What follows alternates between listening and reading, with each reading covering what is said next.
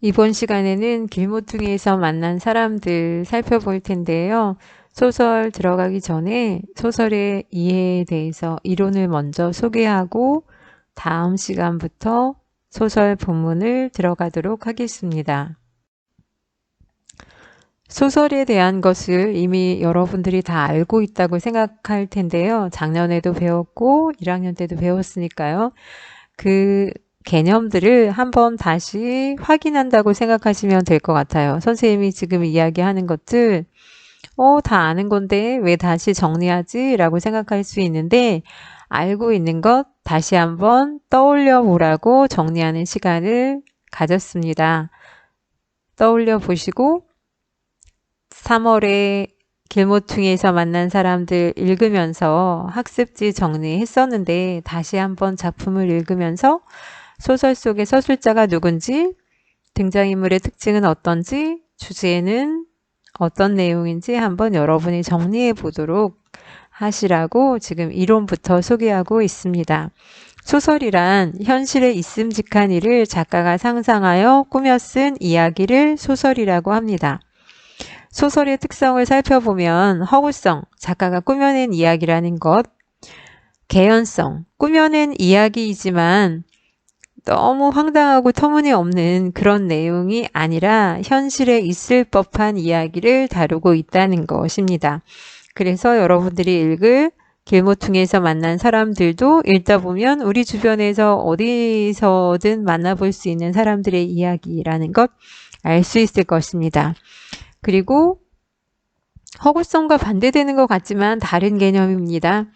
진실성, 비록 꾸며낸 이야기지만 삶의 진실을 추구해서 바람직한 삶이 무엇인지 한번 생각해 보게 한다는 것. 진실성도 소설의 특성입니다. 또한 서사성, 서사는 시간의 흐름에 따라서 이야기가 전개되는 것인데 소설은 특별히 인물, 사건, 배경을 갖추고 시간의 흐름에 따라 사건이 진행되고 있기 때문에 서사적인 성격을 지니고 있습니다. 또한 시와 반대된다고 생각하면 되는데 시는 운문문학이라면 소설은 산문입니다. 그래서 줄글 형태로 이루어진 산문문학이다.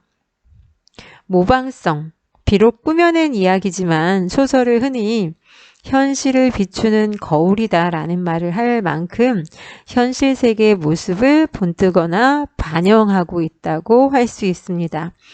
예술성, 소설은 문학의 4대 장르 안에 들어갑니다. 문학의 종류, 그러면 시, 소설, 수필, 희곡 떠올릴 수 있는데요. 문학은 또한 예술 안에 들어갑니다. 음악, 미술, 무용, 문학 전부 예술이기 때문에 예술성을 지니고 있는데 문체나 구성 등을 통해서 아름다움을 표현해서 예술적 가치를 지니는 것이 또한 소설입니다. 그래서 소설은 허구성, 개연성, 진실성, 서사성, 산문성, 모방성, 예술성 이렇게 다양한 특징들을 지니고 있습니다. 가장 큰 특징은 허구성입니다. 소설의 3요소와 소설 구성 3요소를 살펴보면 흔히 소설의 3요소가 뭐야? 라고 할 때 구성의 3요소를 이야기하는 친구들이 상당히 많은데요. 다시 한번 정리합니다. 소설 구성의 3요소와 소설의 3요소는 조금 다릅니다. 소설의 3요소는 주제, 작가가 그 작품을 통해서 나타내고자 하는 중심 생각. 두 번째 구성, 구성은 인과, 원인과 결과에 따라 이야기를 짜임새 있게 배열하는 것을 구성이라고 합니다. 그래서 구성이 탄탄해야 이야기를 잘 꾸며냈다고 할 수 있습니다. 문체, 문체는 글투인데요. 작가의 개성이 잘 드러나는 요소 중에 하나가 문체입니다. 글 쓰는 방식이 사람들마다, 소설가마다 다릅니다. 소설 구성의 3요소는 소설의 3요소 안에 두 번째 구성이 들어가잖아요. 이 구성을 짜임새 있게 탄탄하게 하기 위해서 세 가지 요소가 인물, 작가가 작품 속에 등장하는 사람으로 창작한 그 사람을 인물이라고 하고, 사건, 등장인물이 벌이는 일들, 배경은 사건이 일어나는 시간과 장소, 그 외에 넓게 사회적 상황도 이야기할 수 있습니다. 그래서 구성의 3요소는 인물, 사건, 배경이고, 소설의 3요소는 주제, 구성, 문체입니다. 소설의 구성에 있어서 구성 단계를 흔히 5단계로 나눕니다. 일반적인 글은 3단 구성으로 머릿말, 본문, 매순말 또는 처음, 중간, 끝 또는 서론, 본론, 결론 이런 이야기를 많이 하는데, 소설은 일반적으로 5단 구성을 취합니다. 물론 희곡도 5단 구성을 취합니다. 일반적인 구성 방식을. 그래서 맨 처음은 발단, 이야기가 시작되는 부분인데요. 이야기가 시작되는 발단 부분에서 구성의 3요소인 인물, 사건, 배경이 드러나는데, 흔히 인물과 배경이 소개되고 사건의 실마리 정도, 사건이 아직 본격적으로 진행되지는 않고 이런 이야기를 하려나 보다 라는 실마리 정도 드러난다고 생각하시면 되고, 전개는 사건이 이제 본격적으로 시작되고, 사건이 전개되고 등장인물들 사이에 이제 갈등이 시작됩니다. 위기는 갈등이 심화, 고조되는 단계로 절정을 향해서 이렇게 치달아가는 단계가 위기라고 생각하시면 됩니다. 절정은 맨 꼭대기를 절정이라고 해요. 최고조되는 부분을 절정이라고 하는데, 갈등이 최고조에 달하고 이제 최고조에서 이제 꺾이려고 하는 부분이기 때문에 사건 해결의 실마리가 드러나는 부분, 주제가 약간 부각될 수 있는 부분이라고 생각하셔도 됩니다. 결말은 갈등이 해소되면서 사건이 마무리되고, 이야기도 이제 마무리되고 인물의 운명이 결정되는 부분. 부모님이 두 주인공의 결혼을 반대했다면 결말에서는 이제 허락을 하고 결혼을 하는 그런 내용이 바로 결말 부분. 그래서 소설의 구성 5단계는 발단, 전개, 위기, 절정, 결말, 이렇게 5개 부분으로 볼 수 있습니다.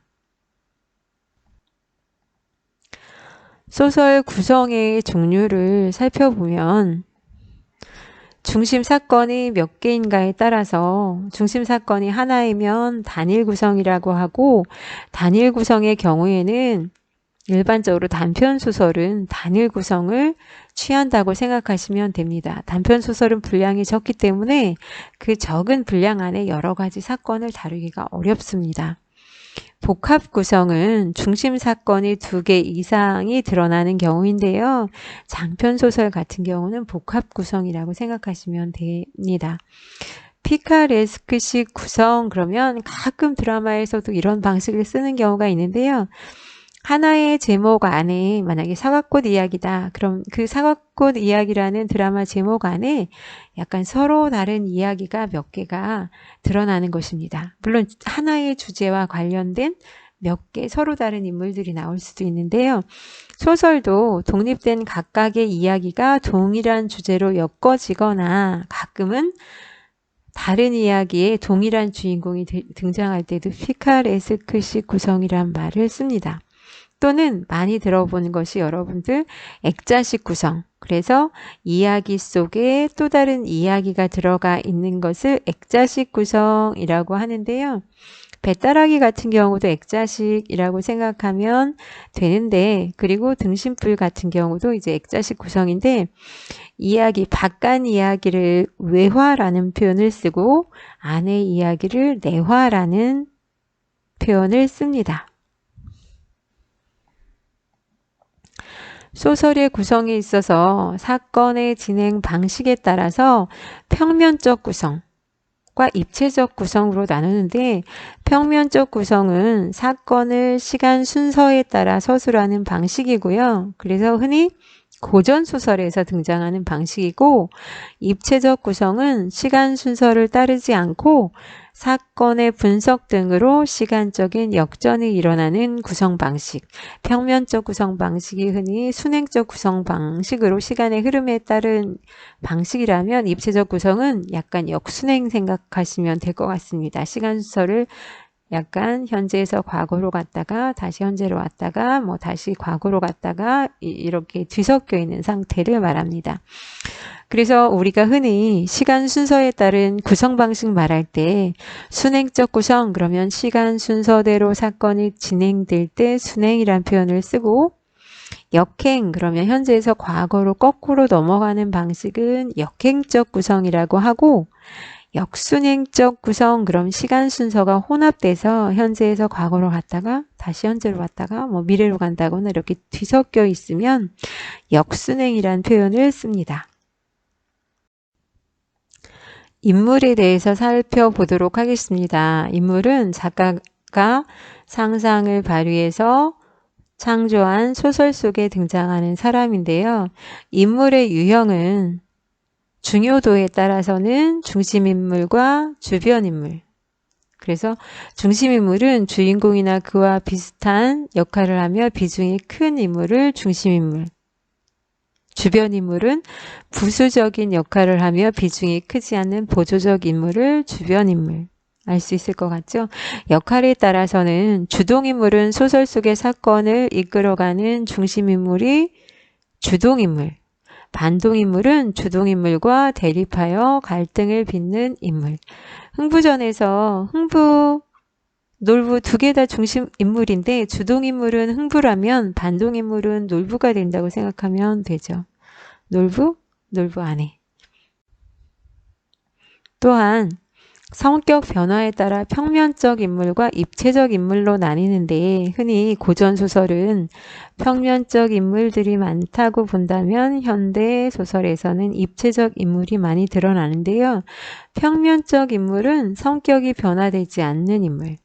악한 인물은 늘 악하고 선한 인물은 늘 선하고 이에 비해서 입체적 인물은 사건 전개에 따라 성격이 변하는 인물. 평소에는 착하지만 어떤 극한 상황에 처하면 사람이 성격이 바뀐다거나 할 때 입체적 인물. 일반적으로 모든 사람들이 입체적인 인물인 경우가 많죠. 늘 착하기만 한 사람이 없고 착한 사람도 왜 화나면 더 무섭다라는 표현처럼 상황에 따라서 분노하고 화를 낼 때가 있잖아요. 그래서 입체적 인물은 성격이 변하는 사람. 집단의 대표성에 따라서는 전형적 인물과 개성적 인물로 나뉘는데 여기도 똑같이 전형적 인물은 흔히 고전소설에서 많이 드러나는 인물 유형이라면 개성적 인물은 현대소설에서 흔히 드러나는 인물 유형이라고 생각하시면 됩니다.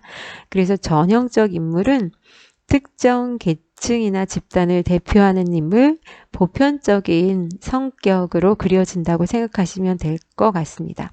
여러분들이 교사라고 한다면 약간 꼼꼼하고 깐깐하고 그러면서 모범적이고 이런 이미지를 대표할 수 있는 사람이라면 개성적 인물은 그 집단의 성격을 대표하는 것이 아니라 한 개인의 독특한 성격이 드러나는 인물을 말합니다. 그래서 일반적으로 우리가 갖고 있는 고정관념과 조금 다르게 그려질 수 있는. 그래서 예전에 드라마에서 조직폭력배를 긍정적으로 더 착하고 선량하게 그려낸다거나 또는 사채업자의 모습을 또 너무 또 이렇게 긍정적으로 그린다거나 이런 거 다 개성적 인물이라고 할 수 있습니다. 집단이 비록 악해도 그 속에 있는 개인 중에서는 그렇지 않은 사람들이 있을 수 있잖아요. 그래서 그 인물의 독특한 성격이 드러나게 그리는 것을 개성적 인물이라고 생각하시면 되는데 현대 소설에서는 흔히 개성적 인물로 표현하는 경우가 많습니다. 인물 제시 방법에 따라서 두 가지로 나눌 수 있는데요. 직접 제시와 간접 제시.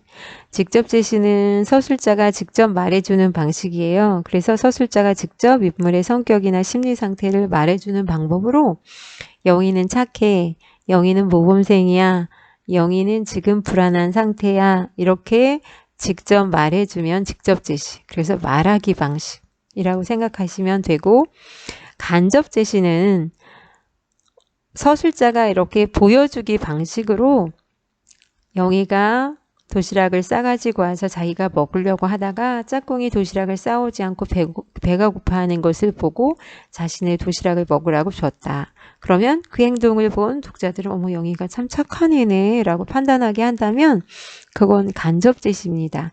그래서 인물의 말, 행동, 외양 묘사를 통해서 독자들이 짐작하도록 하는 방식. 그래서 예전의 고전소설은 직접 제시가 많았다면 현대소설은 간접 제시의 방식으로 제시하는 경우가 많다. 그렇다고 모든 현대소설이 다 간접 제시만 하는 것은 아니고요. 상황에 따라 직접 제시의 방법과 간접 제시를 섞는 경우가 많습니다.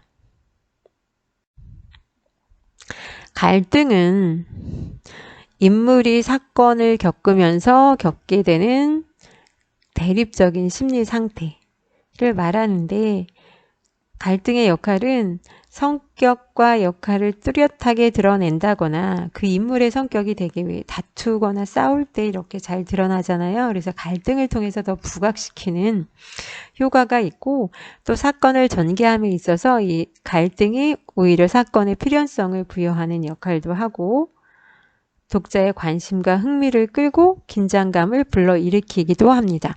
갈등이 없으면 이야기가 재미가 없잖아요. 드라마도 갈등이 없으면 재미가 없어요. 갈등의 해결 과정을 통해 주제가 더 잘 드러나기도 합니다. 갈등의 종류는 크게 두 가지로 나눠볼 수 있습니다. 하나는 내적 갈등, 인물의 마음속에서 일어나는 심리적 갈등으로 되게 다이어트 때문에 뭐 빵을 먹을까 말까, 아침에 일찍 일어날까 말까 고민한다면 내적 갈등이라고 할 수 있고 외적 갈등은 인물 대 인물, 인물을 둘러싼 여러 가지 상황과의 갈등인데요. 개인과 개인, 개인과 사회, 개인과 운명, 개인과 자연 이렇게 네 가지로 나누어 볼 수 있는데 개인과 개인 그래도 되고 인물 대 인물 이렇게 말하기도 합니다. 인물 사이의 성격이나 욕구, 이해관계 등의 대립으로 일어나는 갈등인데 흥부와 놀부가 갈등을 일으키는 건 인물 대 인물의 갈등. 또 개인과 사회의 갈등은 인물이 사회 제도나 윤리 등의 문제로 겪게 되는 갈등. 그래서 길동이가 적서 차별로 인해서 갈등을 겪게 된다면 그건 인물이 사회와 갈등을 빚는 문제라고 생각하면 될 것 같습니다. 개인과 운명, 인물 대 운명의 갈등은 운명 때문에, 타고난 운명 때문에 겪게 되는 갈등인데 대표적으로 김동리의 영마라는 작품이 있습니다. 영마라는 작품에는 성기가 역마살을 타고나게 되는데 역마살은 이렇게 떠돌이처럼 사는 그 인생의 삶이라고 생각하시면 되는데 그 역마살을 극복하려고 노력을 하지만 결국에는 이제 운명에 순응해서 엿장수가 되어서 이제 길을 떠나는 모습으로 이야기가 마무리되는데요. 엿장수도 여기저기 이제 돌아다니면서 엿을 팔기 때문에 역마살을 지닌 인물이라고 생각하면 되는데 그 속에서는 이제 성기가 운명, 역마살이라는 운명과 이렇게 겪게 되는 갈등이 잘 드러납니다. 이럴 때 개인 대 운명의 갈등이란 말을 씁니다. 또한 개인과 자연의 갈등은 자연 환경과 부딪혀서 싸우면서 겪는 갈등인데 여러분들도 가장 먼저 떠오르는 것이 해밍웨이의 노인과 바다일 것입니다. 노인이 자연과의 그 고군분투, 망망대해한 바다로 나아가서 그 커다란 물고기를 잡게 되는데 그 과정에서 이렇게 부딪히는 그런 문제들은 자연 환경과 싸우면서 겪는 갈등이라고 할 수 있습니다. 시점에 대해서 살펴보도록 하겠습니다. 시점이란 서술자가 인물이나 사건을 어떻게 바라보고 어떤 위치에서 전달하느냐를 가지고 흔히 네 가지로 나누는데요. 그 종류에 대해서 살펴보면 1인칭 주인공 시점, 1인칭 관찰자 시점, 작가 관찰자 시점, 전지적 작가 시점. 물론 작가 관찰자 시점과 전지적 작가 시점은 3인칭 시점입니다. 그래서 만약에 시점을 크게 두 가지로 나눠봐 라고 한다면 1인칭과 3인칭으로 나누면 됩니다. 1인칭의 특징은 서술자가 작품 속에 있다. 3인칭의 특징은 서술자가 작품 밖에 있다 라고 생각하면 되는데, 구체적으로 네 가지로 나누어 봐 라고 한다면 1인칭 주인공, 1인칭 관찰자, 작가 관찰자, 전지적 작가 시점, 이렇게 나눌 수 있는데요. 1인칭 주인공은 서술자가 작품 속에 주인공으로 등장해서 자기 얘기를 하는 겁니다. 그래서 주인공의 심리 상태가 잘 드러납니다. 이에 비해서 1인칭 관찰자 시점은 작품 속에 서술자가 나로 등장하지만 주인공이 따로 있습니다. 그래서 작품 속의 서술자 내가 주인공을 관찰해서 쓰기 때문에 주인공의 내면 심리는 드러나지 않습니다. 그렇지만 나의 내면 심리는 드러날 수 있습니다. 작가 관찰자 시점은 서술자가 작품 밖에서 등장인물을 관찰하는 입장이기 때문에 등장인물의 말과 행동을 서술합니다. 등장인물의 심리까지 제시하지는 못합니다. 이에 비해서 전지적 작가 시점은 서술자가 작품 밖에 있지만 모든 것을 다 아는 신처럼 등장인물의 성격이나 심리, 사건의 모든 걸 꿰뚫고 있습니다. 그래서 인물의 성격과 심리까지 다 서술할 수 있습니다. 그래서 1인칭인지 3인칭인지를 구분하는 것은 작품 속에, 소설 속에 나가 있는지 없는지를 가지고 나가 있으면 1인칭 시점이네 라고 판단하면 되고, 없으면 3인칭이라고 생각하시면 됩니다. 또한 작품 속에 나는 있는데 내가 주인공이 아닌 것 같아요. 주인공이 따로 있어요. 그러면 1인칭 관찰자라고 생각하시면 되고, 내가 작품 속에 큰 비중을 차지하는 중심 인물이면 내가 주인공이라고 판단하시면 됩니다. 이에 비해서 작품 속에 나가 없어서 3인칭 시점인 걸 알았다면 등장인물의 내면 심리가 드러나는지 안 드러나는지, 작품 전체적인 걸 서술자가 막 해설해 주는 식으로 다 꿰뚫고 있는지를 보고, 등장인물의 내면 심리까지 서술자가 기록해 주는 방식이면 전지적 작가 시점인가 보다 라고 판단하시면 되고, 그런 부분들이 없이 말과 행동 중심으로 객관적으로 관찰하는 입장에서 서술하면 작가 관찰자 시점이라고 판단하시면 됩니다. 배경에 대해서 살펴보도록 하겠습니다. 우리는 흔히 배경을 크게 시간적 배경과 공간적 배경으로 나누어서 언제, 예를 들어 1930년대, 계절적으로 봄, 구체적으로 몇 월 며칠, 하루 중에 아침인지 점심인지 저녁인지 생각하시면 될 것 같고, 공간적 배경으로는 크게 어느 나라, 어느 도, 어느 지역, 산골인지 아닌지 장소가 어딘지 보시면 되는데, 그 넓은 개념 말고 또 나눌 수 있는 것이 네 가지인데요. 자연적 배경, 사회적 배경, 심리적 배경, 상황적 배경, 이렇게도 분류할 수 있습니다. 자연적 배경은 사건이 발생하고 인물의 행동이 일어나는 구체적인 시간과 공간, 우리가 생각하는 시간적 배경이 언제야, 공간적 배경 언제야 라고 생각할 때 자연적 배경. 사회적 배경은 그 인물을 둘러싼 사회 상황, 역사 상황, 현실이 어떤지, 일제강점기인지, 산업화 시대인지, 조선시대의 약간 가부장제 사회인지, 사회적 상황이 어떤지 파악할 수 있고요. 심리적 상황은 인물의 심리가 어떤 상태인지 주로 내면 세계를 중심으로 해서 묘사하는 소설에 주로 나타난다. 심리소설 생각하시면 되고, 약간 의식의 흐름 기법으로 쓴 소설이나 이런 거 생각하셔도 됩니다. 상황적 배경은 인물이 처한 처지나 상황으로 배경 자체가 약간 상징적이고 암시적인 경우도 있어서 주제의 형상화에 관여하는 것. 그래서 상황적 배경은 이제 그 소설 속에 어떤 상황에 인물이 처해 있는지를 살펴보면 될 것 같습니다.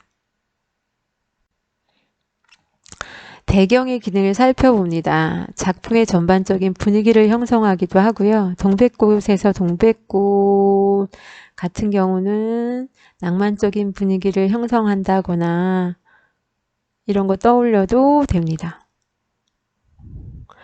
또는 인물의 사고와 행위에 사실성과 신빙성을 부여하기도 하고 배경이 어느 곳, 장소인지에 따라서 상황에 따라서는 주제를 뚜렷하게 드러내기도 하고 또 인물의 심리나 미래를 암시하기도 하고 만약에 세 길이 있으면 이 사람이 인생의 갈림길에서 이제 어느 곳을 선택하느냐에 따라서 인생을 암시하는 경우도 있습니다. 배경 자체가 지니는 상징성도 있습니다. 소설 문체 구성 요소 이렇게 얘기하기도 하고요. 그냥 소설의 표현 요소, 표현 방법 이렇게 말하기도 합니다. 서술은 서술자가 독자에게 인물, 사건, 배경을 직접 설명하고 이야기를 이끌어 나가는 방법이 서술이고요. 묘사는 그림을 그리는 것처럼 자세하게 그려내듯이 보여주는 방식입니다. 그래서 외양묘사 뭐 이렇게 해서 묘사의 방식으로 쓰는 경우도 있습니다. 대화는 주고받는 말. 그래서 대화를 통해서 인물의 심리가 표출되는 경우가 많습니다. 다음 시간에는 길모퉁이에서 만난 사람들 살펴볼 텐데요. 이 마무리는 선생님이 그냥 써봤어요. 소설은 작가가 상상하여 꾸며 쓴 산문문학이지만 그 속에 우리의 인생을 담고 있는 글이다. 소설을 읽으면서 작가는 어떤 의도에서 이 글을 쓴 것일까?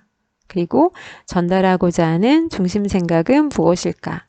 그리고 그 중심 의도는 과연 바른 것일까 등을 생각하며 글을 읽고 정리해보자.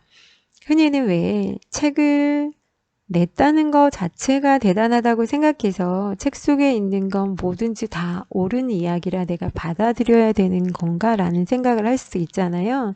근데 더 나아가서 여러분들이 읽을 때는 이 글의 주제가 뭘까? 어떤 의도에서 썼을까? 그 의도는 과연 바른지까지도 여러분들이 판단해 보시면 더 좋을 것 같습니다. 그래서 다음 시간에는 길모퉁이에서 만난 사람 읽어볼 텐데 살펴볼 텐데요. 여러분이 미리 한번 다시 읽으면서 서술자는 누구지? 시점은 뭐지? 여기도 생각해 보시고 등장인물의 특징도 한번 써보시고 사실은 가정학습지에 예전에 3월에 한번 했었어요. 다시 한번 해보세요. 작품을 쓴 의도, 주제가 뭘까?